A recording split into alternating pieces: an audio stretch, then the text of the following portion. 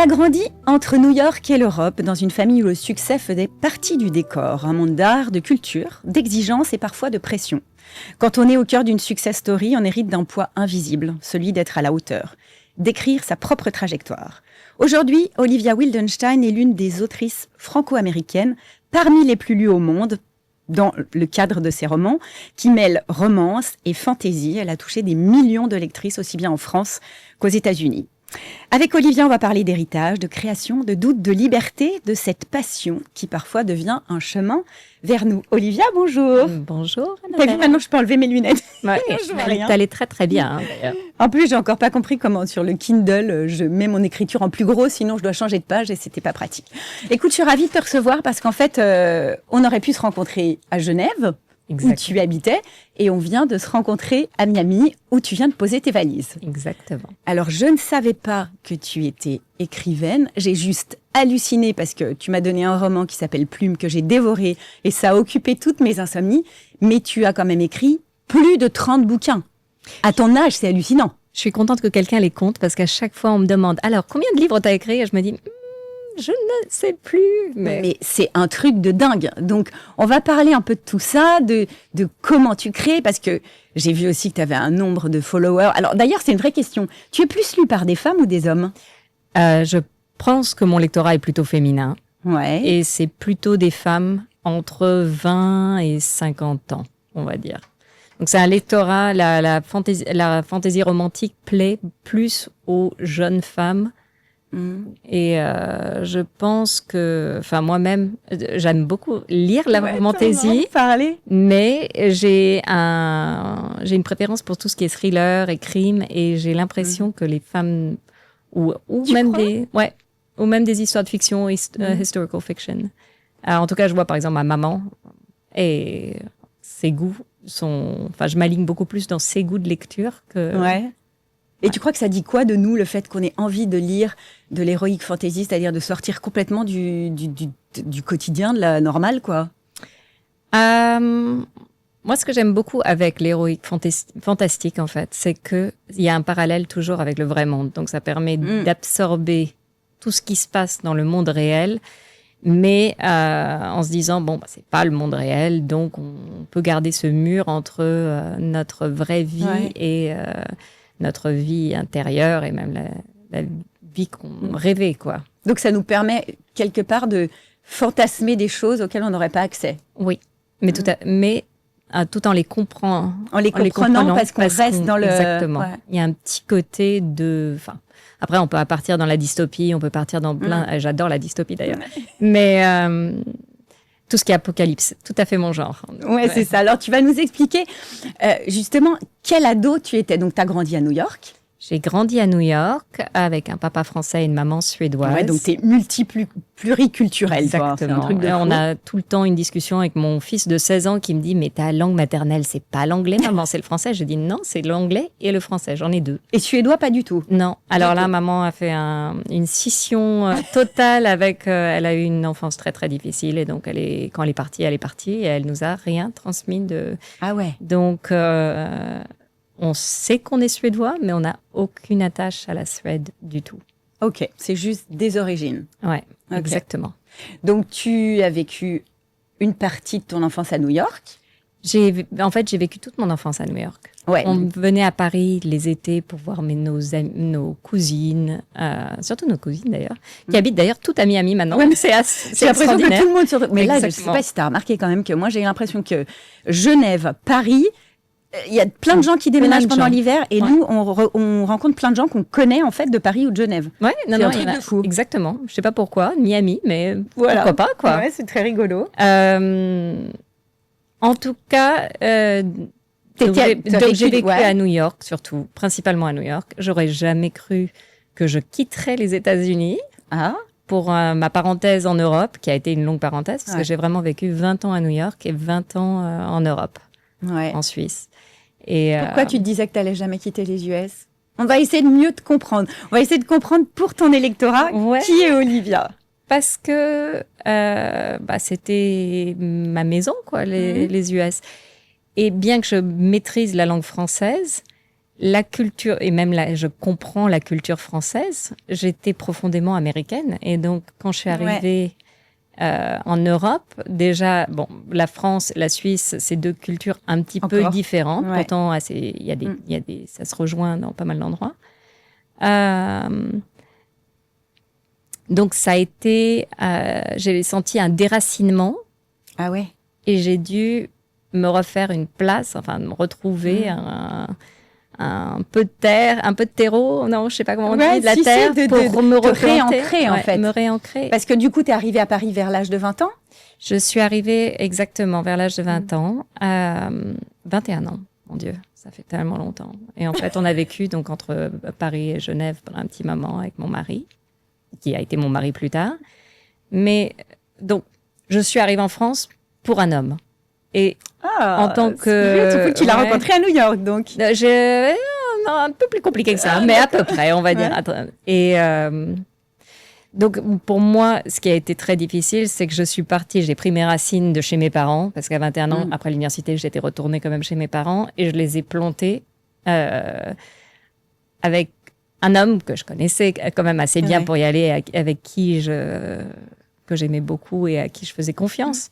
Mais quand même, Tu t'es sentie dans un autre monde. Dans un autre monde. Et j'ai eu ce petit moment de me dire, mais attends, à 21 ans, je devrais me planter quelque part autre, toute seule, et vraiment pousser un petit peu avant de me réattacher à quelqu'un d'autre. Enfin, c'est bête, hein, mais j'avais ce sentiment de vouloir... de vouloir mon indépendance et de vouloir grandir. Déjà, à 21 ans, je me disais, je suis pas assez mûre. Et je suis pas assez petite. Tu avais l'impression d'être dans un espèce de cocon? J'étais définitivement dans un espèce de cocon. Ah ouais? Est-ce que justement le poids d'une famille comme ça, qui est quand même success story, un peu sous le feu des projecteurs, est-ce que c'est lourd à porter? Comment tu le vis quand t'es ado? Est-ce que tu en es consciente? Est-ce que tu te dis qu'est-ce que je vais faire de ma vie parce que j'ai tout et si je veux, je peux rien faire? Comment ça te porte? Écoute, moi j'ai eu la chance d'être élevée par une maman qui avait les pieds vraiment sur terre, qui a eu une enfance très très difficile et qui nous a toujours répété tout au long de notre vie, soyez indépendante, faites votre propre argent, on ne sait jamais de quoi va être fait demain. Et restez flexible, il n'y a pas de job, qui soit moins bon qu'un autre. Et dans tout ce que vous décidez de faire, faites-le avec enthousiasme. Et en fait, après, j'ai eu un papa qui nous a dorlotés, et qui nous a élevés dans le beau, et aussi à l'abri de tout. Et donc, j'ai pas vraiment senti ce poids de success story, comme tu dis. Pour moi, c'était plus, je voulais tellement faire plaisir à mes parents, me prouver à moi-même, mais aussi leur prouver à eux qu'ils avaient élevé quelqu'un de bien et qui allait avoir un succès, en tout cas qui allait travailler avec enthousiasme. Et donc, tu avais quand même une forme de pression. D'ailleurs, tu m'as dit, j'étais très admirative des femmes ambitieuses. C'est vrai, et j'ai toujours énormément d'admiration pour les femmes ambitieuses. Après, je trouve que l'ambition est à double tranchant parce que, en fait, je vois ça comme une motivation, ce qui est extraordinaire, donc pour arriver à toujours mieux et à toujours plus et se bouger le derrière pour vraiment y aller. Et à la fois, je vois ça aujourd'hui avec mon regard de femme de 40 ans, plus de 40 ans. Tu les fais pas, je te rassure. J'ai l'impression d'avoir une gamine en face de moi. C'est très déstabilisant. Bon, c'est le soleil de Miami. Mais en tout cas, je réalise que le problème avec l'ambition, c'est que les attentes qu'on a par rapport à soi-même, nous-mêmes, on cherche toujours à les dépasser, donc on n'arrive pas à se contenter de temps en temps des milestones, excuse-moi, parce que les mots ne me viennent pas tous, mais de ce qu'on a déjà. Exactement. Et tu trouves, par exemple, est-ce que des fois, ça veut dire que dans ton cerveau, tu as une part de toi qui se dit « il faut que j'écrive », mais parce que justement, j'ai une certaine attente de mon lectorat, que pour l'instant, c'est quand même, j'ai réussi, j'ai écrit une 30aine de bouquins, et qu'une autre part de toi se dit des fois, j'aimerais être un peu plus à la cool, soft. C'est un sentiment comprends à 200%, mais Ouais. est-ce que tu parles de ça? Alors, il y a une partie de ça où je me dis, je passe peut-être à côté de beaucoup de choses avec ma famille, puisque je suis tellement, enfin, mon culpabilité travail est des ma femmes. passion. Donc, je pense que tu sais exactement ce dont je parle. C'est très, très dur d'être passionné par son travail. J'encourage mes enfants à tous être passionnés par leur travail parce qu'aujourd'hui, je pense que Ça n'a pas de prix. ça n'a pas De savoir pourquoi tu Non. te lèves le matin, ça Exactement. n'a pas de prix. Exactement. Ouais. Et de jamais penser qu'on est en train de... que c'est un labeur, que c'est vraiment un plaisir, c'est extraordinaire. Par contre, il faut apprendre à laisser le travail au travail et quand c'est dans ta vie de tous les jours et enfin, surtout une passion créative, ça occupe ton cerveau et donc je suis pas toujours à 100% avec mes enfants.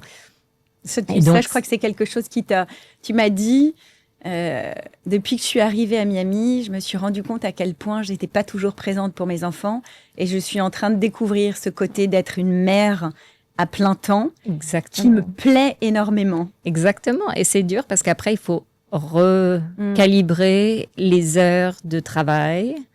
Donc, c'est plus compliqué. Et à la fois, c'est juste du time management. Et c'est mon plus gros défaut. Non, j'en ai d'autres. Mais d'apprendre à gérer mon emploi du temps, c'est une catastrophe. J'ai une très bonne copine qui habite à Boca Raton, donc pas très loin, qui est quand je te dis une auteure à succès, c'est vraiment une auteure à succès énorme dans la romance. Ouais.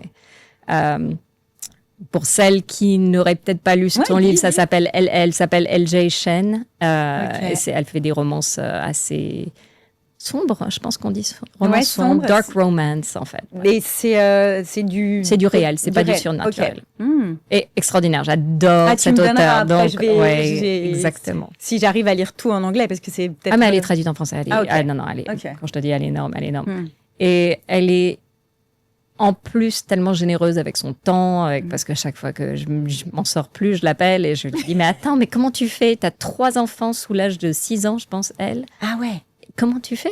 Et elle me dit, écoute, il faut sacrifier pas mal de choses. Alors, l'école, tu peux pas être aussi présente. Et les enfants, ton mari doit t'aider. Moi, j'ai un mari qui travaille à plein temps, donc c'est... Mais il m'aide beaucoup, beaucoup quand même parce que c'est son plus grand plaisir au monde, c'est de s'occuper aussi de sa famille. Donc c'est... Oui, puis il est très admiratif de ce que tu fais, ton homme aussi. Écoute, j'ai un très gentil mari, donc oui, il est très admiratif. Alors du coup, effectivement, tu t'organises comment? Est-ce que tu as des routines pour écrire? Et après, on va reparler de comment on en est venu à ton premier livre, mais comment ça se passe? Alors, c'est ça mon problème, c'est que je n'ai pas de routine. Est-ce que tu veux qu'on l'élucide aujourd'hui? Écoute, j'en parlais à LJ, Ali, elle s'appelle. Je lui en parlais, je lui disais, mais attends, comment tu fais? Donc elle me dit, écoute, moi je fais tout mon sport, je vois les enfants, petit déjeuner, déposer à l'école, et du moment où je les dépose à l'école, je travaille jusqu'à 16h, j'ai pas de téléphone, j'ai rien. Et je me dis, c'est extraordinaire, quel idéal extraordinaire, mais je sais pas, j'ai l'impression toujours que je n'y arrive pas. Enfin, c'est-à-dire, je vais travailler 2-3 heures et vraiment rentrer dedans. Et après, il faut que je m'arrête pour déjeuner, préparer la nourriture, faire un truc. Parce que, les enfants vont rentrer de l'école. Et ensuite, j'aime bien aller à la salle de sport. Ça aide à... Ouais, parce que tu décantes pas mal d'idées aussi à la salle de sport. Et après, tous les jours, t'as pas de l'inspiration. Enfin, c'est pas que t'as pas de l'inspiration. Tu peux la forcer, l'inspiration. Mais t'as des moments où t'arrives dans une partie de l'histoire et tu te dis, oh là là, où est-ce que je vais? Il faut que je reprenne du recul. Donc, je vais marcher 1 heure. Je sors un petit peu.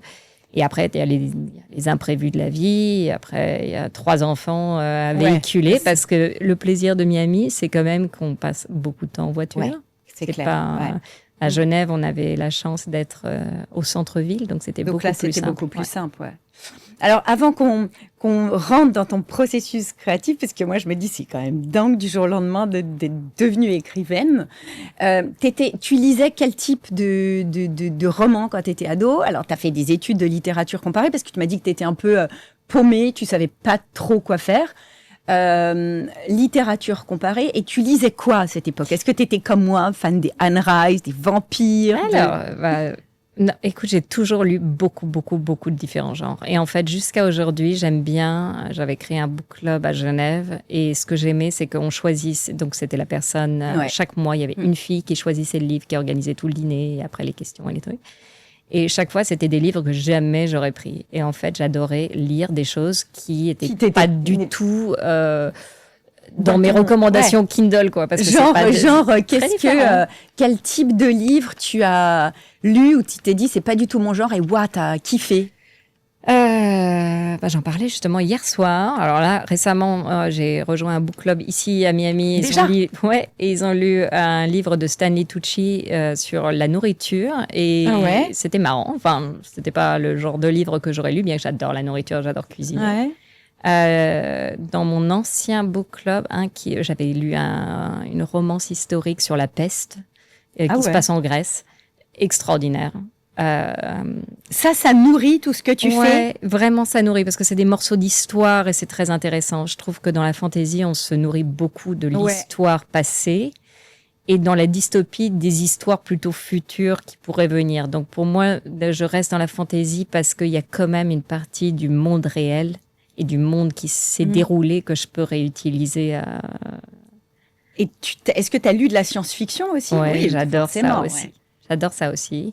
Non, des biographies. Il y en avait une biographie que j'avais adorée qui s'appelait Wild. Et ça a été fait en film d'ailleurs. Avec le film était génial. Le livre était génial aussi. Mais c'est sur la nana qui perd sa maman et qui part marcher. Et qui devient un peu droguée, qui essaye de se retrouver. Je pense qu'aussi, on lit des livres de temps en temps qui nous marquent parce qu'on les lit au bon moment dans notre vie. Et il y en a d'autres qu'on peut lire. Par exemple, je me souviens à l'école, on lisait Shakespeare et chaque fois, on lisait. Quand je le lisais à 12 ans, c'était pas du tout la même compréhension que 16 ans. Une leçon de vie, c'est quelque chose que tu peux utiliser dans n'importe quel bouquin parce que la psychologie des personnages, elle est tellement ouf et forte que... tu vois, je l'ai utilisé dans Plume. J'ai pris Roméo et Juliette de Shakespeare et je l'ai refait à ma sauce. Mais je te l'ai pas dit, je t'ai pas envoyé un message en te disant c'est Roméo et Juliette. Mais si. Ah oui, bon, d'accord. Mais j'ai quand même des lectrices, bien que c'est écrit Roméo et Juliette. C'est un... Comment tu dis, un retelling, une réécriture de Roméo et Juliette. Et j'ai quand même des lectrices qui m'envoient des messages en disant mais attends, je m'attendais pas à cette fin. Shakespeare l'a fait, moi aussi. Ouais, c'est ça. Mais on en reparlera plus. En tout cas, j'ai complètement divagué. Je sais même plus. Juste que je lisais quand j'étais petite. Tu lisais quand tu étais jeune. Voilà. Alors, je lisais principalement des romans avec les animaux quand j'étais petite, parce que j'étais passionnée de cheval. D'ailleurs, je t'en ai même pas parlé. C'est trop marrant. Tu avais un haras. Et donc, tes parents dans ta famille? Non, mon papa il jouait au polo. Et donc, j'avais la chance d'être autour de chevaux. J'ai adoré monter à cheval. Et en fait, du jour au lendemain où mon père a arrêté de jouer, on a arrêté de monter à cheval. Et c'est quelque chose qui me manque parce que c'est magnifique, les chevaux. C'est marrant que tu dises ça parce que ça va paraître complètement con, mais je ne lisais pas. Et le cheval était mon obsession, je pense, depuis que j'étais née. Et mes parents m'ont autorisé à monter à cheval à l'âge de 9 ans. Et du coup, je ne sais pas si tu les as lus, j'ai lu Les Talons Noirs, Le Retour de Les Talons Noirs, Flamme. C'était et je suis ça a été ma passion, le Black Stallion. Il y a même un film, je ne sais pas si tu l'as jamais vu, qui s'appelait Wild Hearts Can't Be Broken. Ah non, alors celui-là, j'ai pas vu. Parce qu'à une époque, il faisait grimper les chevaux dans une sorte de très très haut et après les faire sauter d'une plateforme dans un bassin. Pour un spectacle. C'est genre un truc. Et pour les faire sauter, il y a quelqu'un qui sautait, une femme souvent qui sautait sur le dos et qui faisait le saut énorme. Je savais même pas que c'était vraiment quelque chose, mais en tout cas, j'ai adoré Annie Oakley, tout ce qui était western. Donc, ça, c'est ma petite enfance. Yellowstone, c'est ma passion. D'ailleurs, dans toutes les séries, j'adore. Donc, ma passion, c'était surtout ça. Après, je suis arrivée à l'université, comme tu disais, j'étais un peu paumée. Je venais d'avoir 17 ans, j'étais tellement jeune. Je sais même pas. Donc, du coup, tu as sauté des années? J'avais sauté une classe à l'école et en fait, mon anniversaire est en juin. Donc, j'ai terminé l'université à 19 ans. J'allais avoir 20 ans le lendemain. Effectivement, ultra jeune. Ultra jeune. Trop jeune. Et là tu te souviens que tu étais paumée. Alors, en fait, il y avait plein de choses. J'ai toujours aimé la création et artistique. Donc, dans tout. Que ce soit l'écriture, ce que j'ai quand même étudié. Donc, à l'université, c'était surtout la littérature asiatique. J'ai découvert et adoré. Donc, c'était japonais, le Tale of Genji Alors ça, il faut que tu me donnes des auteurs parce que l'Asie, cet été, m'a fascinée aussi. Je me suis dit, il faut que je lise des romans asiatiques. Ouais, et je pense que tu comprendras encore plus la culture, même si c'est moderne et ça a changé, mais c'était magnifique. Et sur tout l'empereur chinois aussi, il y avait toute une série, je me souviens. Et je ne savais, mais tu vois, j'ai étudié la littérature asiatique, je savais pas ce que j'allais faire avec, mais j'ai adoré en tout cas voyager à travers les mots.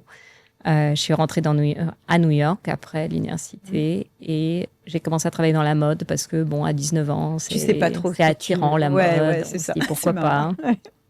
J'ai découvert le monde de la mode. J'ai eu la chance de travailler chez Oscar de la Renta, qui était un homme formidable, d'une gentillesse et aussi d'un grand talent artistique. Et c'était marrant, quoi, parce que... T'étais mannequin ou tu travaillais derrière? Non, je travaillais derrière les petites mains. Donc, par exemple, un jour, il m'avait donné, je m'en souviens jusqu'à aujourd'hui, il m'avait donné, je pense que c'était 300 blazers où il fallait que je couse un bouton. Donc, j'étais stagiaire là-bas. Et il n'y avait pas vraiment YouTube à l'époque. Comprendre comment faire. J'avais jamais, exactement, j'avais jamais cousu un bouton. Donc, j'ai appelé ma maman, qui est en fait une couturière extraordinaire. Enfin, elle fait tout, travaux manuels. Et je lui ai dit, maman, explique-moi comment je couds un bouton parce que je sais pas quoi faire. Et donc, par le téléphone, elle m'a expliqué comment faire. Donc, j'en ai cousu 1, 2, 3. Aujourd'hui, je suis une pro. Si quelqu'un a un bouton qui a besoin d'être cousu, je suis une pro. On peut t'inviter à un dîner aussi. Pour recoudre des boutons. Ok. Donc, un peu dans la mode. Après, j'ai découvert que le monde de la mode, c'était quand même assez... les gens se piétinaient. Et j'aimais pas tellement cette mentalité de... Il fallait être pratiquement méchant pour arriver en haut. Il fallait avoir du talent, mais il fallait être willing, de se mettre consentant de marcher sur les autres. Et moi, j'aimais pas tellement. Enfin, j'aimais pas tellement. Je pense qu'il y a peu de gens qui aiment ça, ou du moins peut-être qu'ils le voient pas de la même façon que moi. Mais ça aussi. Ouais. Mais c'était pas mon truc. Donc, c'était plutôt dans la création de bijoux, donc qui était un petit peu l'accessoire de mode. Ça, j'ai bien aimé parce que j'ai fait, en fait... Tu dessinais ? Je dessinais, je sculptais la cire, donc je coulais je polissais. Enfin, j'ai touché à tout dans la manufacture du bijou parce que je voulais comprendre, en fait, du point A au point Z, comment on y arrive et tous les petits métiers qui passent dedans, parce qu'il y a beaucoup... Et ta marque a marché ?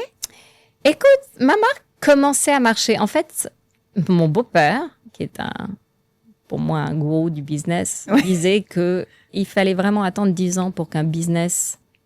si on arrivait à attendre 10 ans, le business, de toute façon, avait, comment tu dis, toutes ses chances de réussir. De voir le jour. C'est-à-dire, il y a des overnight success, il y a des gens qui font ça depuis 2 ans et tout d'un coup, c'est extraordinaire. Mais toi, tu es une artiste et un artiste ne sait pas attendre. Oui, c'est vrai. Mais à la fois, puisque je suis artiste, je cherchais pas... je cherchais... Le problème, c'est que c'est ça. C'est que je cherchais le succès en voulant être artiste. Et je te dis pas que les artistes ne créent pas pour un succès, mais ils créent quand même pour eux-mêmes avant de se dire on va créer pour créer de l'argent, quoi. Enfin, c'est pas... Les deux on y revient quand même un peu toujours. En fait, quand je te dis, est-ce que d'avoir vécu dans une famille à qui tout réussit quand même, est-ce que c'est un point? Mais finalement, dans tes propos, tu cherches quand même ce qui va te faire briller un peu et être un peu success. Parce donc il y a quand même une recherche de ça. Inconsciente. Tu sais, je pense que c'est pas forcément par rapport à l'argent. Je pense que c'est par rapport parce que quand je dis pas forcément par rapport à l'argent, mais tu sais, quand ta passion est ton métier, c'est très dur que les gens, si tu ne gagnes pas d'argent avec ton métier, enfin avec ta passion, les gens ne le voient pas comme un métier. Et en fait, pour la reconnaissance bien sûr, du temps que je passe, c'est clair. Il faut que mon temps vaille quelque chose aux autres et pas seulement à moi, même si je sais pas si... Oui, c'est sûr. Il faut que ce soit... En fait, le succès te donne une reconnaissance et donne une reconnaissance à l'extérieur. Donc, forcément, on passe toujours par ça. Après, on a tous le poids de la pression familiale et de ce qu'on... Voilà. Donc, les bijoux, tu le fais un petit peu et puis tu lis... Et en fait, ce qui se passe, c'est 2008, gros crash mondial. Excuse-moi. Ouf. Mais j'adore ce petit accent. En fait, du coup, depuis que tu es à Miami... La langue anglaise est revenue. Bon, en fait, on parlait déjà vous deux à la parlez maison. Donc, et moi, puisque je l'écris en plus, donc Ah ouais, Je le t'écris pratique en tous les anglais. jours. J'écris en anglais. Ah ouais. J'ai essayé un jour d'écrire en français. Je me suis dit, non, c'est pas du tout la même façon. Enfin, déjà, la langue orale et la langue écrite n'est pas pareil, bizarrement. Le langage. Ouais, c'est vrai. Et en anglais, c'est pareil. C'est-à-dire la façon dont on discute et la façon de retranscrire pour qu'un dialogue paraisse naturel, ça n'a rien à voir avec un dialogue que tu pourrais entendre quelque part. Ouais. Donc, C'est très étrange, d'ailleurs. Donc, 2008. Donc 2008 arrive, gros crash mondial, et je suis enceinte de mon premier enfant. J'allais en fait expand, grandir mon business et faire la manufacture en Inde. Et donc ça devait, ou en Inde ou en Chine, j'hésitais. Tu pouvais plus bouger. Et donc il fallait beaucoup de voyages et tout. Et en fait 2008 arrive, gros crash. Et je me remets en question complètement en me disant, bon, j'attends un enfant, est-ce que je veux aller faire des tournées en Chine, en Inde, pour grandir cette marque.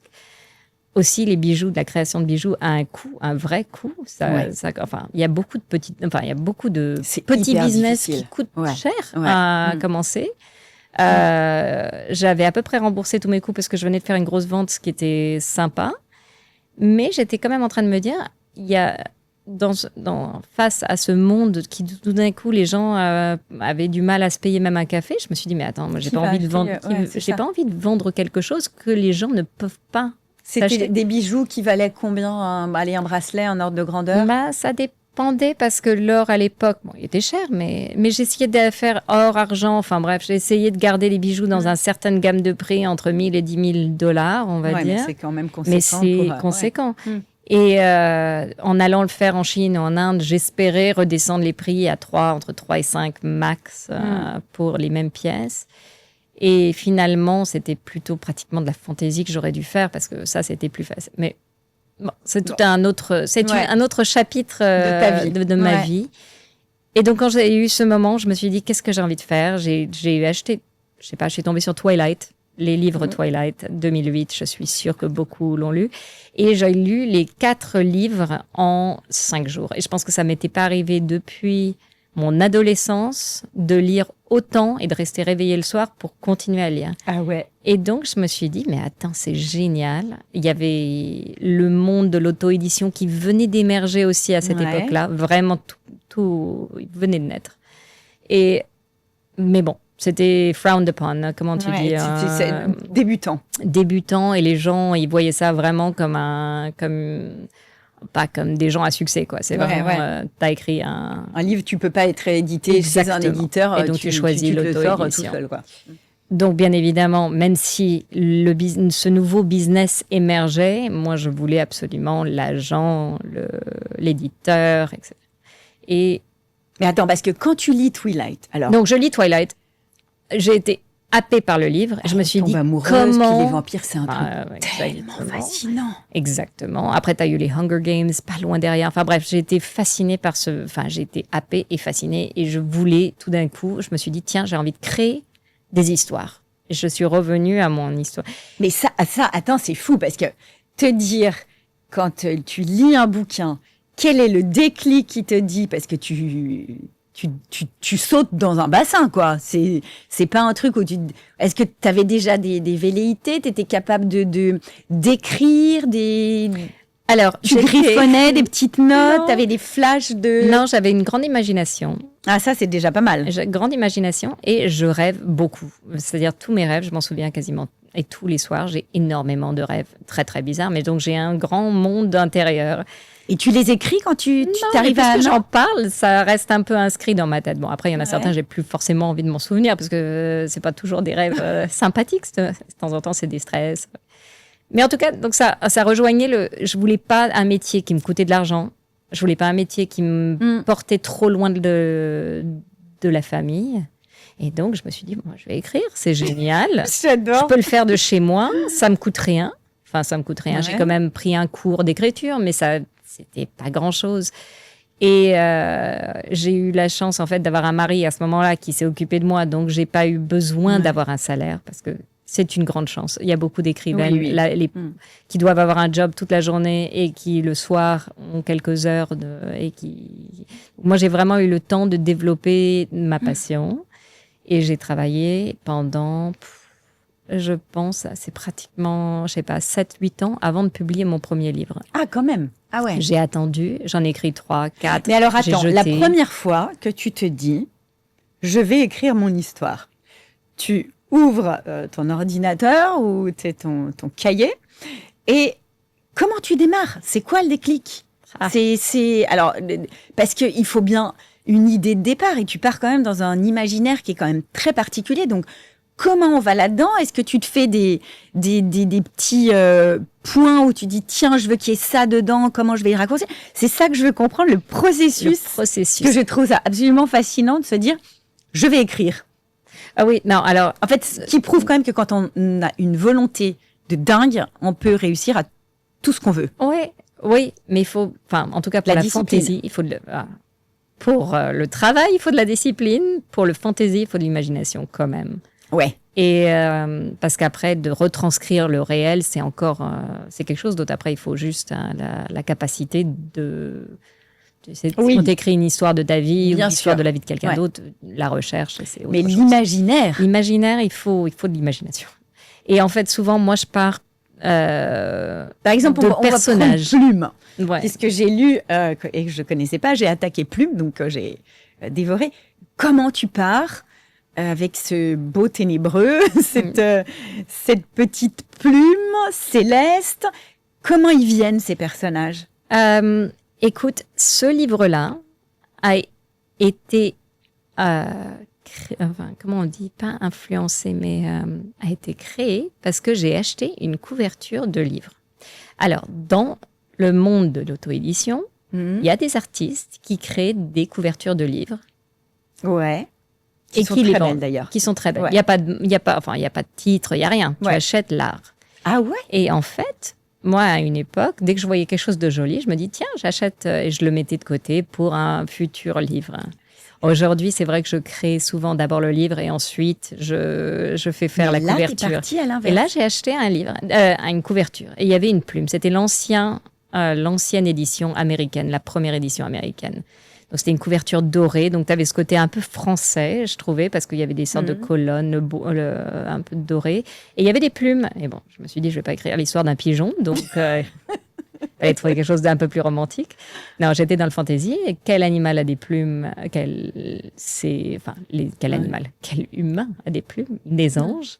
Et bien que l'ange, je pense, dans la tête quand même de beaucoup de gens, c'est religieux. Pour moi, c'était juste des personnages surnaturels. Ça n'avait rien à voir de religieux.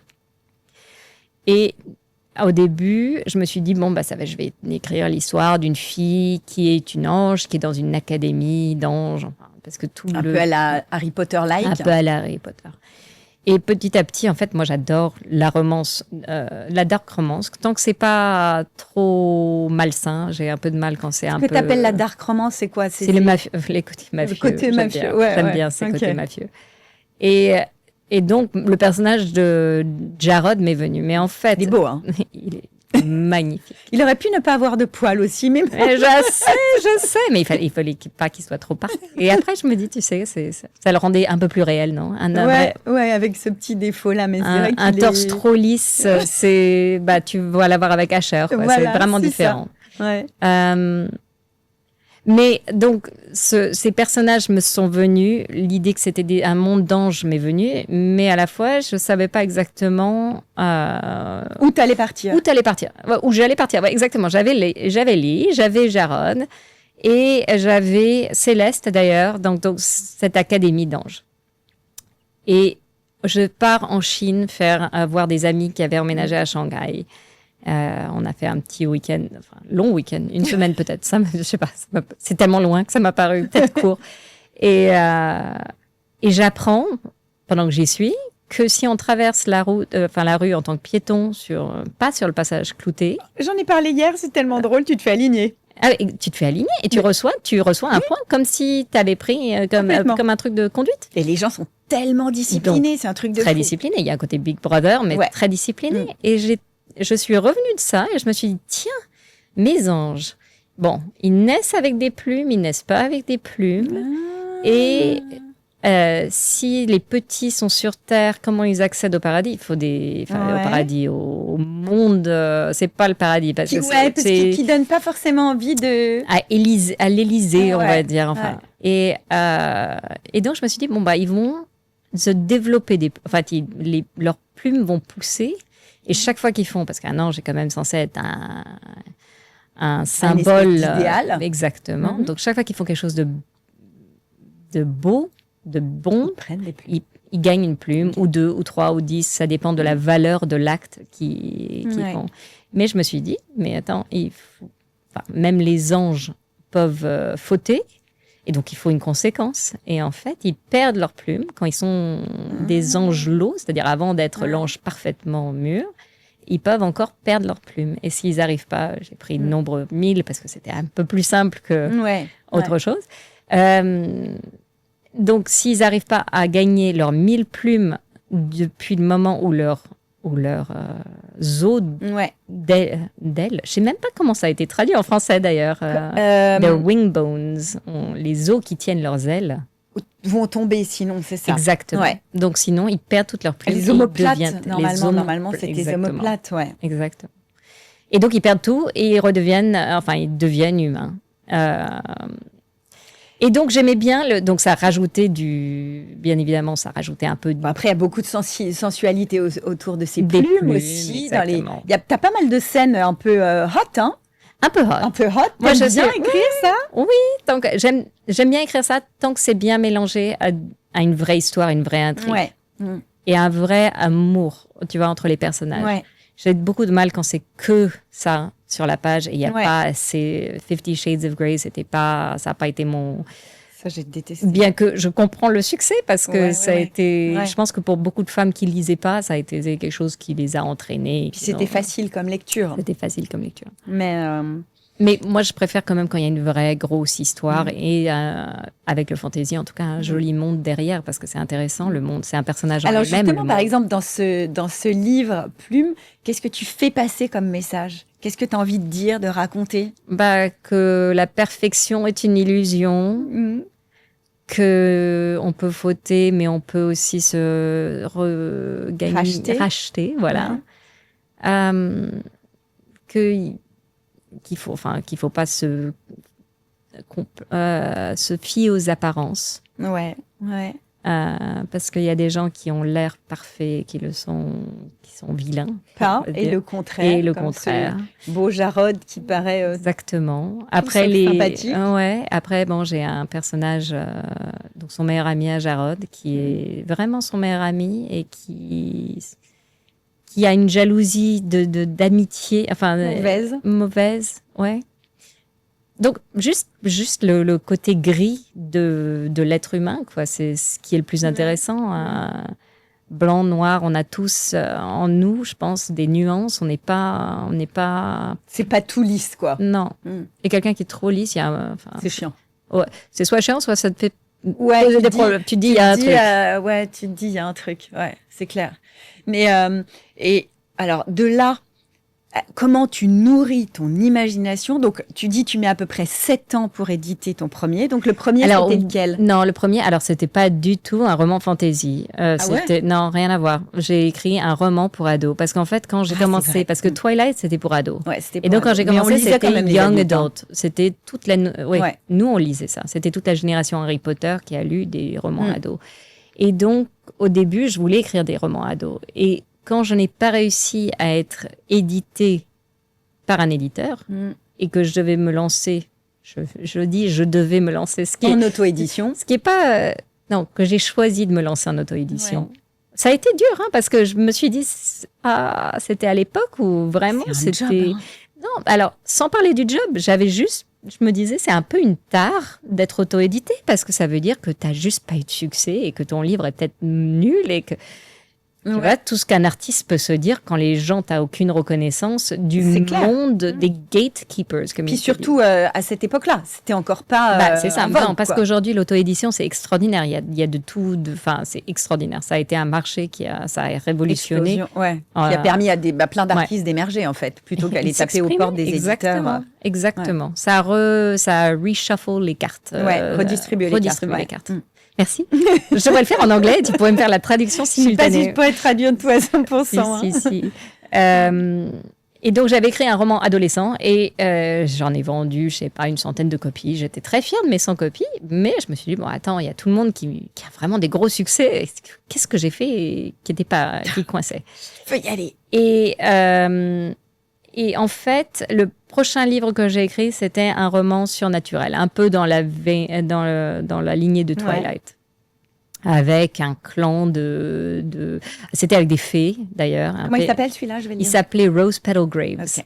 C'est les seuls qui ne sont pas traduits en français, d'ailleurs. Eh bien, écoute, c'est marrant, j'allais te dire, je vais lire en anglais, parce que là, j'ai lu en japonais, en anglais, et finalement, je me rends compte que ça va, je m'en sors plutôt bien. Et avec le Kindle, j'ai quelques mots si jamais. Et il est simple. Tu vas me le donner. Je vais le... Donc, c'était une histoire avec une fille avec des racines de Native American. Native américaine. Exactement.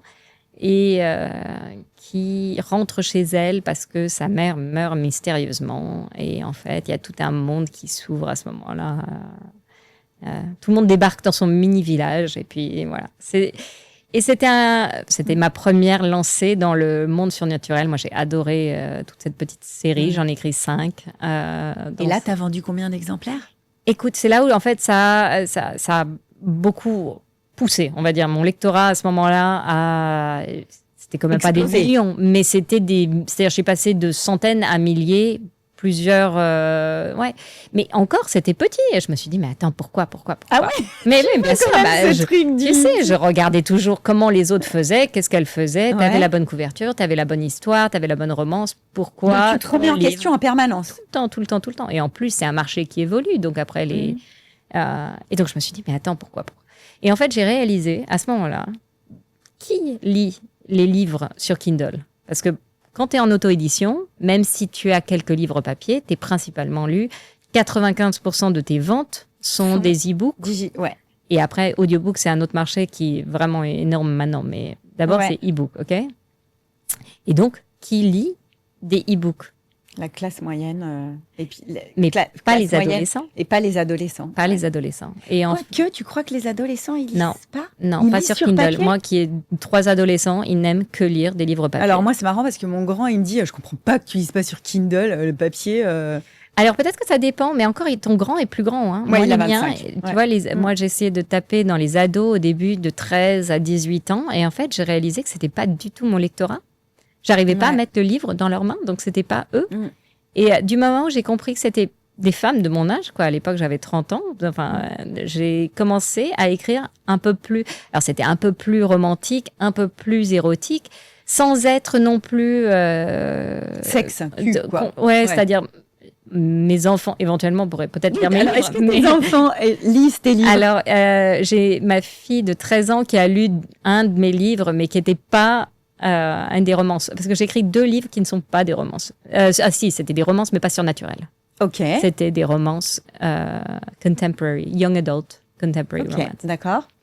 Et ce livre s'appelait Not Another Love Song, et c'était un livre sur une fille qui rêve d'être la plus grande artiste musicienne à Nashville, ça se passe au Tennessee.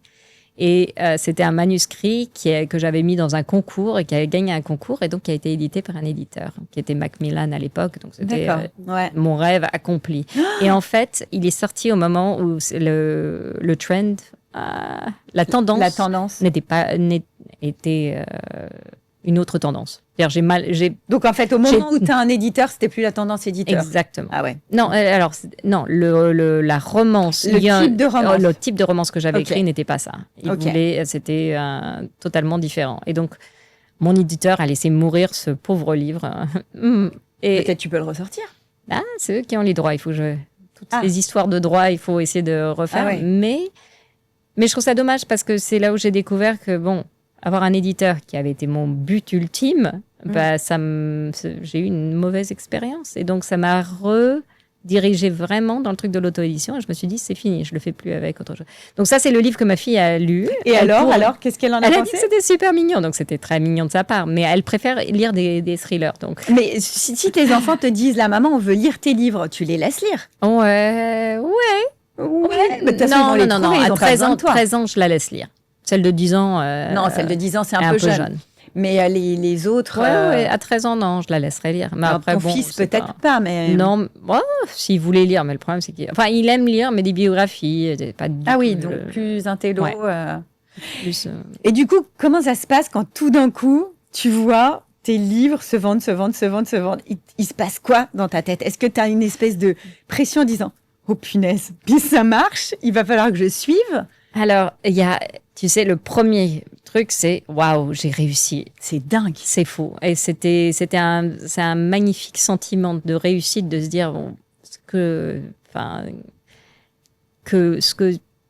tu as imaginé et ce que tu as voulu est finalement qui a atterri dans des mains de personnes que tu ne connais pas, qui te renvoient des messages, et ça m'a beaucoup touchée. Et j'adore recevoir d'ailleurs des messages. Oui, ça j'allais te le dire dans mes questions. J'adore parce que t'es bouleversée parfois par... absolument. Et tu réponds aussi, hein? Toujours.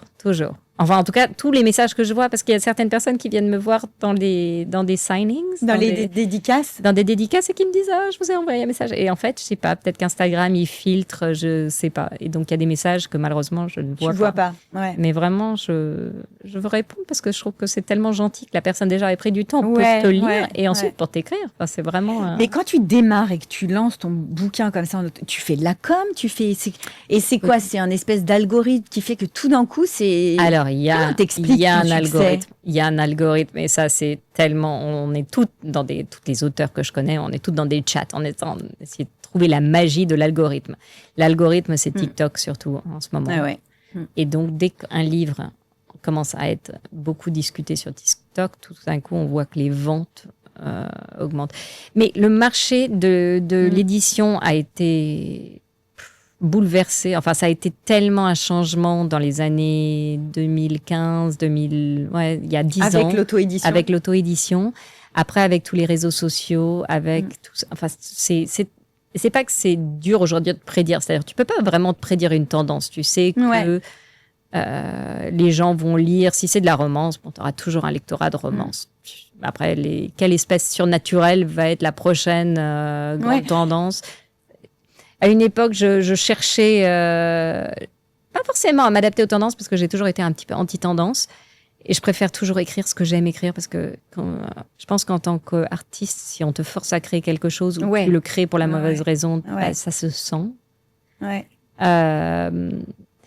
Le seul livre, tu vois, que j'ai eu ça, c'est le 3e dans la série de Plume et Céleste. Plume il y a eu un Céleste et le 3e. Étincelle. Et en fait, Plume a eu un petit succès. C'était pas. C'est-à-dire, tu en as vendu combien? Oh là là, je sais pas. Tu sais pas? Oui, parce que l'autre jour, je t'ai dit, tu as vendu quoi? J'ai encore pas regardé. Je sais pas. Tu sais vraiment pas? Vraiment, je sais pas. Et j'ai pas envie de te dire des chiffres. Non, j'en ai vendu pas mal. C'est pas été mon plus gros best-seller, c'est La Maison aux ailes déployées, qui s'est vendu à la fois en France et qui se vend partout d'ailleurs, en Russie, en Ukraine, en Italie, en Pologne. Écoute, cette série-là, en tout cas, oui. En Allemagne, elle est un peu partout. Et elle réussit bien. Et elle réussit très bien. Et pourtant, tu me dis, c'est très rigolo, t'es arrivé en me disant, j'ai le syndrome de l'imposteur. Mais j'ai quand même le syndrome de l'imposteur. Chaque fois que j'ai quelqu'un qui me dit « Ah, mais je connais tes livres » ou j'ai rencontré quelqu'un qui a lu tes livres, je me dis « C'est pas possible. » Ouais, mais c'est fou que t'arrives pas quand même, au bout de 30 livres, traduits dans le monde entier, te dire « Je suis quand même une autrice lue ». Ouais, alors peut-être que ça part juste jamais. Ou peut-être que c'est aussi ce qui te fait garder les pieds sur terre et pas te dire je vais me la péter parce que et te remettre en question tout le temps et avancer et continuer de créer. Mais moi, je pense qu'aussi nous, les artistes, nous avons une certaine fragilité. Oui. Et de se remettre en question, ça fait partie de nos fragilités. Et donc, puisque tu te remets tout le temps en question, tu n'as jamais vraiment l'impression. Enfin, c'est pour ça que tu as l'impression d'être un imposteur dans beaucoup de choses que tu fais. Ouais. Mais en tout cas, donc, je reparlais de ça parce que je me disais peut-être que quelqu'un écrit des livres qui écoute aujourd'hui et ça, c'est un message, qui se dit je vais continuer dans une série parce que la série se vend bien et donc parce que Plume s'est bien vendu. Céleste, c'est encore je ne sais pas si tu as eu le temps ou pas encore. Je ne l'ai pas lu encore, il est mais sur la table de nuit. Souvent, les gens adorent Céleste pratiquement plus que Plume. Je vais lire. Et en fait, à la fin de Céleste, j'ai ouvert la porte à écrire un 3e livre. Et à ce moment-là, je n'étais pas 100% sûre de comment ramener. Et je ne peux pas t'expliquer l'histoire d'Étincelle, je crois que tu as lu Céleste parce qu'il y a beaucoup de spoilers. Ok. Et ça a été un livre qui a été très, très, très dur. Et j'ai fait un burn-out pendant l'écriture du livre. Et j'avais écrit la moitié. J'ai tout effacé. J'ai recommencé à zéro. Et en fait, c'est un livre que j'aurais dû annuler parce que... Et là, pourquoi? Qu'est-ce qui se passe? Parce que je me suis forcée de l'écrire parce que la série avait eu un succès et les gens voulaient savoir la suite. Et parce que Céleste, tu le termines pas, t'avais laissé la porte ouverte parce que là, excuse-moi, mais ton teaser sur Plume, tu te dis, non, il est 3h du mat, tu dis, non, je ne l'ouvre pas maintenant. Ben, il faut lire Céleste pour comprendre, en fait. Et moi, tu sais, il y a des... Alors, c'est drôle parce que j'avais été voir, il y a 2-3 ans, un film qui s'appelle Les Misérables. Pas Les Misérables de Victor Hugo, Les Misérables qui a été refait. Oui, sur les banlieues. Sur les banlieues, exactement. J'ai adoré le film, d'ailleurs, il est formidable. Et ce que j'ai pas aimé, par contre, c'était la fin, parce qu'il y a le petit garçon, alors c'est un peu un spoiler, mais bon, d'un autre côté, vous savez pas quel petit garçon, vous savez pas qui lève le fusil. Et là, ça s'éteint complètement. Et donc, tu ne sais pas s'il va tirer sur son nouvel ami ou s'il va finir par ne pas tirer. Et je me souviens, j'avais été le voir avec ma belle-mère, et ma belle-mère qui me dit, ah bah c'est sûr qu'il pose le fusil, Et moi, je dis, tu sais, moi je pense qu'il tire dessus. Et qu'en fait, il a pas été sauvé de son historique de gang. Et donc j'ai eu la chance d'aller à la première, donc avec le producteur, et je lui ai dit, alors, dis-moi quand même. Dis, je sais pas non plus. Non, il m'a dit si, il tire à la fin, et donc il n'a pas été sauvé. Donc j'avais eu raison du truc. Et en fait, ça m'avait un peu énervé de pas avoir complètement le fin mot de l'histoire. Et donc c'est pour ça que je me suis dit, bon, c'est après Céleste, c'est pour ça que j'ai voulu donner naissance à Étincelle, parce que je me disais, j'ai envie que les gens ont vraiment le full circle, comment on dit, le cercle, la boucle se boucle. Parce que justement, tu as des lectrices qui te disent, est-ce que vous allez écrire la suite? Oui, alors dès que comme tu finis Yellowstone, tu dis, c'est quoi qui sort la 6, quoi. Exactement, bah oui. Donc, des moments, tu as cette espèce de forme de pression. Et en fait, c'est-à-dire si un jour tu lis Céleste, après je te parlerai d'Étincelle et de pourquoi ça a été tellement dur pour moi, ce livre. Celles qui ont lu la série le comprennent peut-être parce que je l'explique un peu dans mes acknowledgements, je sais pas comment on dit. Dans tes remerciements. Dans mes remerciements. Mais ça a été très dur. Et c'est de ce moment-là, je me suis dit non, il faut que je continue d'écrire juste pour le plaisir d'écrire. Et donc, j'ai jamais vraiment suivi les tendances. C'est pas que j'ai pas écouté mes lecteurs, mais j'essaye d'écrire. J'essaye de pas trop tendre l'oreille. Parce qu'on est trop facilement. Oui, parce que sinon, tu es trop facilement happé par ça. Mais comment ça se passe quand même? Est-ce que tu te dis, par exemple, allez, demain, demain, je vais travailler pendant 3 heures, je vais écrire pendant 3 heures. Est-ce que quand tu sais que tu vas travailler... Parce qu'en fait, des fois, je trouve que ce qui est compliqué quand tu es artiste, c'est qu'à partir du moment où tu ouvres les vannes de la création appelle la création. Donc, tout d'un coup, quand tu mets en route le phénomène, il s'arrête pas. Non. Et donc, même, tu coupes pas la nuit, tu dors pas forcément, tu te lèves pour faire des trucs. Donc, comment est-ce que tu te mets au travail? Est-ce que tu as aussi, tout d'un coup, des flashs d'images, de musique, de choses qui t'accompagnent et tu dis là, il faut que je me lève, il faut que j'écrive? Alors, j'essaie de pas me lever. Non, mais en fait, là, je suis en train de passer par une semaine où j'ai à peine dormi et tous les matins, je me lève à 4h30 du matin et je vais écrire parce que j'arrive pas à dormir. Donc, je suis dans le processus. Oui, et parce que je suis en train d'écrire un livre et je suis à la moitié du livre et c'est toujours la moitié qui est pratiquement le plus difficile parce que c'est là où toute l'intrigue, enfin, tous les morceaux du puzzle commence à se mettre en place et il y en a pas mal qui changent de place par rapport à ce que tu avais prédit. Et là, j'étais au moment où j'ai écrit 4 chapitres et je réalise que vraiment, il faut que je les efface. Mais parce que quand tu démarres ton bouquin, est-ce que des moments, tu as eu le flash, tu as eu l'idée, tu es en écriture limite automatique, vraiment limite automatique. Et ça, c'est de la magie quand ça arrive. Et c'est de la magie. Et c'est pas tout le temps comme ça. Mais sauf que est-ce que tu sais pas forcément où tu vas arriver ou est-ce que tu as quand même un plan de départ? Non, alors j'ai toujours un plan de départ, un plan très détaillé. J'ai des interviews avec tous mes personnages. Donc, je les connais de fond en comble. Je sais leur odeur, leurs préférences alimentaires, leurs préférences vestimentaires. Je sais leur passé. Pour t'en imprégner. Exactement, pour comprendre qui qui je suis, quoi, parce que Ouais. je deviens eux. Bien que non, bien Mais que c'est un d'ailleurs- peu comme mes enfants, plus que je me sens plus comme la personne qui dirige la marionnette. Donc, Mais est-ce que tes héroïnes, elles te ressemblent quand même ou pas? il y a peut-être qu'elles ont toutes un petit côté de Ouais. moi. Il y a un petit côté fleur bleue dans beaucoup de mes héroïnes. Parce que je suis pas une personne qui est très très dure. Enfin, je suis, T'es un peu fleur bleue aussi? je pense quand même. Ouais. Je pense. C'est-à-dire, j'aime bien les femmes qui sont dures parce que je trouve qu'elles ont des belles vies et des vies très intéressantes. Mais j'aime bien les gens qui sont Sensible aussi. sensibles et qui sont flexibles, donc qui apprennent enfin, qui changent, quoi. Mm. Je trouve que c'est intéressant de voir le personnage aussi changer au fil des livres. J'aime bien que... Donc du coup, ouais, quand tu commences à écrire comme ça, t'as quand même tout ton plan, tu connais. Mais est-ce que tu t'es des fois laissé... Ah non, le problème, c'est que les personnages prennent leur propre vie. Enfin, Ah, j'adore ça. ouais. Et donc Donc d'un t'es coup- dépassé des donc fois. t'es dépassé. Ça Et c'est, t'appartient plus. Non. C'est comme quand t'es sur scène et que t'es en transe et que c'est plus toi, c'est le personnage. Écoute, ça, je connais pas, mais ça doit être ça, exactement. Parce que c'est très étrange parce que c'est là où tu te dis, bon, bah, t'es juste la petite main qui est en train d'écrire ce qu'il te montre. Et si je n'arrive pas à visualiser, Ah, j'adore ça. et là, ça m'est arrivé pendant 3 mois, j'ai eu le comment on dit, le Syndrome de la page blanche? Ouais, exactement. Et Et en fait, j'arrivais plus à voir. J'arrivais pas à me mettre dans la peau de mes personnages et je n'arrivais pas à voir.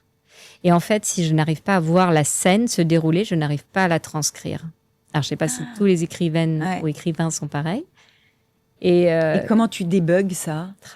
ça a été, ça m'a fait peur, hein, parce que je me suis dit, et si j'arrêtais de voir complètement, quoi. Et comment j'ai débugué, c'est que je me suis vraiment forcée. Je me suis réassise. J'ai parlé à mon AI. Alors, Oui, alors Ouais. j'allais te dire, c'est une on va bonne parler question. d'AI, mais Comment tu utilises l'AI? Est-ce qu'aujourd'hui tu l'utilises pour débloquer? Est-ce que parfois tu es tenté de lui dire tiens, je vais essayer de voir s'il arrivera à écrire comme moi? bah, Parce que forcément. alors, moi, je m'en suis servi pour lancer des idées contre un mur. Et pour moi, c'est un mur qui te parle, mais qui, en fait, qui t'enfonce dans ta propre réflexion. C'est-à-dire, elle te donne pas forcément l'IA. L'IA peut te donner des réponses. Moi, la façon dont je m'en sers, c'est en conversation avec. Ce qui est assez extraordinaire, d'ailleurs, Ah d'avoir oui, une donc, conversation avec Qu'est-ce l'IA. que tu penses de ce personnage? Ouais, alors d'habitude, j'ai des amies écrivaines et j'adore les appeler parce que vraiment, on se comprend, elle sait de quoi je parle, etc. Et j'en ai une en particulier que j'adore, qui est une de mes meilleures amies. On a coécrit un livre d'ailleurs qui a été traduit en français, c'est super sympa. Ah, trop Ça bien. s'appelle Malédiction mortelle. Et elle est bien. Tu vas me extraordinaire. donner après tous les Ouais, trucs, je hein. te donnerai. Et elle, malheureusement, en août, elle a perdu son mari. Et donc, en tout cas, tu vois, ça a été... Même si elle aimait bien parler d'écriture, même après et tout, pour lui faire penser à autre chose, pour moi, je ne pouvais pas l'appeler pour lui parler de mes problèmes de livres. Ouais, Enfin, c'est je sûr, pouvais pas. c'est sûr. Et Mais vous Et vous donc- aidez quand même oui, beaucoup. oui. Donc ça veut dire que tes copines écrivaines, tout d'un coup, elles vont dire ah ben là, tu pourrais débugger comme ça, tu pourrais repartir dans ce Exactement. sens-là. Alors, mes copines écrivaines et mon mari. Mon mari ton est mari, extraordinaire parce que Il lit tout ce que tu fais? Non, pas tout. C'est parce qu'il a juste Ouais. pas beaucoup le temps de lire et donc non, mais c'est génial aussi d'avoir quelqu'un qui est pas du tout dans le métier et qui est pas du tout dans le monde parce qu'il va te poser des questions, il va te changer des. Ouais, c'est sûr. Donc non, Jonathan, extraordinaire. Franchement, sounding board, comment tu dis, un mur à réponse, non? Ouais, Comment c'est tu dis, ça. un mur à écoute, Ouais. extraordinaire. Et l'IA, en fait, quand je veux pas embêter mon pauvre mari ou mes pauvres amis, j'ai découvert dans ma voiture que je pouvais parler à l'IA. Et donc, j'ai des D'ailleurs, conversations en ce moment, toutes t'apprends seules. l'espagnol. Ah oui, c'est vrai que c'est génial pour apprendre une autre langue parce que vous pouvez parler à l'IA dans la langue et vous lui dites de continuer la conversation dans la langue et de vous corriger. Voilà, qu'est-ce super. Voilà, exactement. Donc tu t'en sers quand même un petit peu. Mais Donc pas- je m'en sers et je m'en sers quand je suis bloquée parce que même si ça te donne pas les réponses, tu lui parles, tu essayes de lui expliquer tout ça et donc en fait ça te permet à toi-même de mettre tes idées au clair. Ouais. Et donc, souvent toutes les idées sont encore dans la tête, mais ils sont tous au mauvais endroit. Ouais, Et c'est donc sûr. ça te permet en fait à toi de, d'ailleurs dans la voiture en venant ici, j'ai parlé à mon IA. En lui Et, disant, et que j'étais coincée et comment débloquer et ils m'ont pas donné la réponse mais en lui parlant je me suis dit mais attends Et j'ai eu la réponse. Donc là, quelle est l'histoire sur laquelle tu travailles? Tu peux en C'est dire un mot c'est un deuxième tome c'est des réécritures. J'adore les réécritures de mythes. J'adore, en fait, partir de quelque chose que les gens comprennent. Parce que souvent, je trouve dans les romans fantastiques, c'est des mondes qui sont tellement compliqués, avec des systèmes de magie tellement compliqués que moi, j'ai du mal à comprendre. Je m'y perds. Donc, tu essayes de simplifier quand même. Exactement. Parce que, moi, ce que j'aime, c'est les personnages. Enfin, j'adore tu sais, on dit c'est un character-driven story. Je sais pas comment on dit. Donc, moi, c'est des histoires de vie. Bon, c'est fantastique, mais des histoires de vie avec des gros mondes, mais qui pourraient être des mondes réels, pratiquement. Et tu vois, je me suis perdue de nouveau. Donc, oui, je sais. Je te raconte. Je sais plus ce que tu disais. Moi, je me suis perdue aussi. Une question. Non, mais ça me fascine quand tu dis que les personnages ne m'appartiennent plus. Ah oui, non, tu me demandais ce que j'écrivais. Oui, voilà, ce que tu écrivais en ce moment aussi. Moi, je suis contente que je n'ai pas la seule qui oublie. Non, moi, j'ai tout mémoire. Et en fait, donc c'est la suite, mais c'est chaque livre. C'est un peu comme Plume et Céleste et Étincelle, où ça a été un couple par livre. Donc, c'est jamais un one-shot. À chaque fois, tu as des...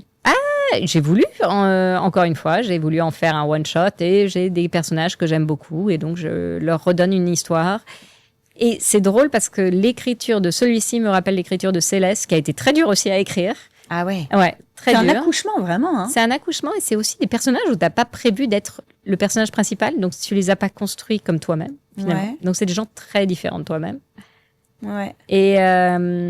Et donc, c'est celui-là, et en plus, puisque j'ai eu le syndrome de la page blanche, donc c'est un livre qui est difficile pour toi. Qui est difficile. À la fois, j'ai des moments, comme tu dis, où tu rentres dedans et c'est extraordinaire. En automatique. Et après, il y a d'autres moments où la vie me happe de ça, et après, pendant 3-4 jours, et après, je m'y remets, et c'est château branlant, on dit, non? C'est ça? Non, c'est...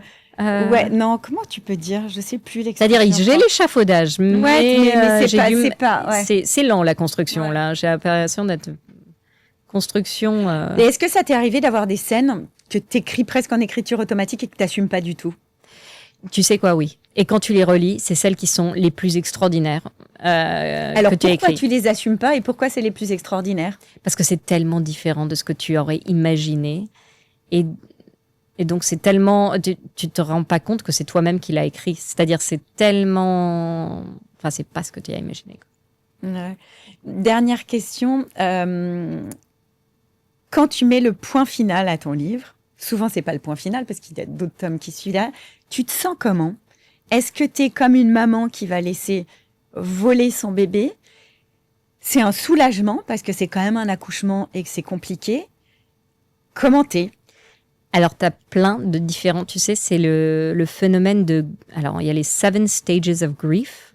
Comment on dit? Les 7 étapes du deuil. Ouais. Et en fait, quand tu termines d'écrire un livre... Non, alors, c'est pas un deuil. Hein, mais il y a une partie de deuil.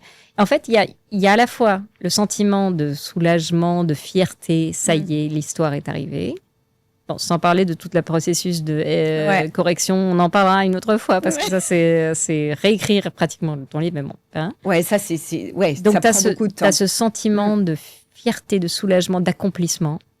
Et quelques jours plus tard, tu as le sentiment de l'imposteur, de ça va être nul, les gens vont détester. Ah, ouais.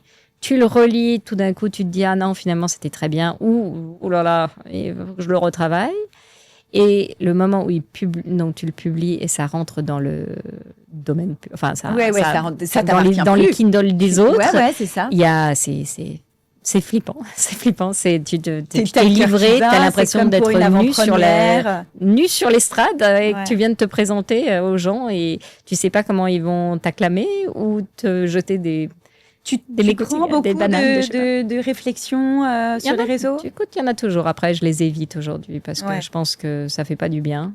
Il y a des critiques qui sont intéressantes, hein, mais ça dépend d'où ça vient et donc ça fait pas du bien. Pour tes lectrices, donc là, le prochain, il sort quand? Alors, le prochain grand livre avec un nouveau monde qui s'appelle The Ice Beyond, il sort le 7 juillet aux États-Unis, possiblement aussi en France, en Espagne. Enfin, tout ça, on verra.